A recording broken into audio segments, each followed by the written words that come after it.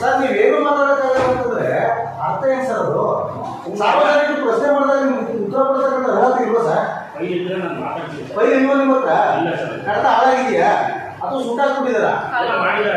ಯಾವುದು ಸರ್? ನೀವು ಚಾರ್ಜ್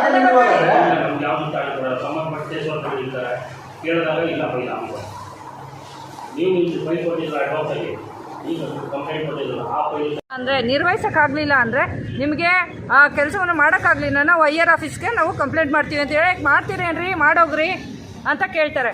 ಕೇಳುವಾಗ ಅವ್ರು ಹೇಳ್ತಾರೆ ನಮಗೆ ಇಲ್ಲಿಯವರೆಗೂ ಅವ್ರು ಅಧಿಕಾರಿಗಳು ಬರ್ತಾರೆ, ಇವ್ರು ಬರ್ತಾರೆ, ರಾಜಕೀಯದವರು ಒತ್ತಡ ಇದೆ ನನಗೆ ನೀವು ಎಲ್ಲ ಬಂದು ಪ್ರೆಷರ್ ಮಾಡ್ತೀರಿ ಅಂತ ಕೇಳ್ತಾರೆ. ಇವರು ರಾಜಕೀಯ ವ್ಯಕ್ತಿಗಳಿಗೆ ಅಂಟುಕೊಂಡ ಹಾಗೆ ಕೆಲಸ ಮಾಡೋದು ಬೇಡ. ನಮ್ಮ ಸಮಾಜ ಕಲ್ಯಾಣ ಇಲಾಖೆಯವರು ಮಾಡಬೇಕಾಗಿರೋದೇನಂತ ನ್ಯಾಯಯುತವಾದ ಅವ್ರು ಕೂತಿರುವಂಥ ಜಾಗಕ್ಕೆ ಕೆಲಸ ಮಾಡಬೇಕು ಅಂತ ನಾನು ಈ ಸಮಯದಲ್ಲಿ ಹೇಳ್ತೀನಿ. ಹೇಳ್ತಾ ಇರುವಾಗ ಇವ್ರು ಏನು ಹೇಳ್ತಾ ಇದ್ದಾರೆ, ಅವ್ರು ಕೂತ್ಕೊಂಡಂತಹ ಜಾಗಕ್ಕೆ ಅನ್ಯಾಯವನ್ನೇ ಮಾಡ್ತಾ ಇದ್ದಾರೆ. ಬಿಟ್ಟರೆ ಯಾರು?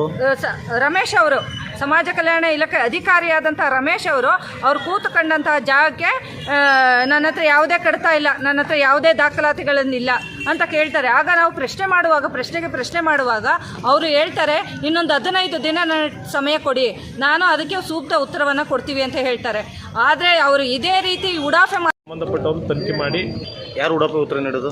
ಉಡಾಫೆ ಉತ್ತರ ನೀಡಿದರು ರಮೇಶ್ ಅವರು, ಸಹಾಯಕ ನಿರ್ದೇಶಕರು, ಸಮಾಜ ಕಲ್ಯಾಣ ಇಲಾಖೆಯವರು. ಕೇಳಿದ್ರೆ ನನಗೆ ಯಾವುದೇ ರೀತಿಯ ದಾಖಲೆಗಳಿಲ್ಲ, ನಾನು ಅದನ್ನು ನನಗೆ ಗೊತ್ತೇ ಇಲ್ಲ, ನಾನು ಚಾರ್ಜರು ತಗೊಂಡಿಲ್ಲ ಅಂತೇಳಿ ಉಡಾಫೆ ಉತ್ತರ ನೀಡ್ತಿರ್ತಾರೆ. ಮತ್ತು ಯಾವ್ದಾದ್ರು ಮಾನ್ಯ ಲೋಕಾಯುಕ್ತ ಸಾಹೇಬರು, ಲೋಕಾಯುಕ್ತ ಕಚೇರಿಯಿಂದನೂ ಕೂಡ ಅದೇನಾಗಿದೆ ಕುಲಂಕುಷ ಪರಿಶೀಲಿಸಿ ಸಂಬಂಧಪಟ್ಟ ಮೇಲೆ ದಾಖಲೆಗಳನ್ನ ಇದು ಮಾಡಿ ಅಂತ ಹೇಳಿದ್ರು ಕೂಡ ಅದು 6 ತಿಂಗಳಾಗಿದ್ರು ಕೂಡ ಅದು ನನಗೆ ಇಲ್ಲಿವರೆಗೂ ಕೂಡ ನಾನು ರಿಪ್ಲೈ ಕೊಡಲ್ಲ, ನೀವು ಎಲ್ಲಿಗೆ ಬೇಕಾದ್ರೂ ಹೋಗಿ ಅಂತೇಳಿ ಉಡಾಫೆ ಉತ್ತರ ನೀಡ್ತಿರೋಂಥ ರಮೇಶ್ ಅವರ ವಿರುದ್ಧ ಸೂಕ್ತ ತನಿಖೆ ಮಾಡಿ ಹಾಸ್ಟೆಲ್ದ ಬಗ್ಗೆ ದಾಖಲೆಗಳನ್ನ ಯಾರು ಅದನ್ನು ಇದು ಮಾಡಿದ್ದಾರೆ, ಅದು ಕರ್ತವನ್ನು ಔಸಿದಾರೋ ಇಲ್ಲ ಕರ್ತವನ್ನು ನಾಶಪಡಿಸಿದಾರೋ ಅಂಥವ್ರ ವಿರುದ್ಧ ಕ್ರಮ ಕೈಗೊಳ್ಳಬೇಕು ಅಂತ ನಮ್ಮ ಆಗ್ರಹ.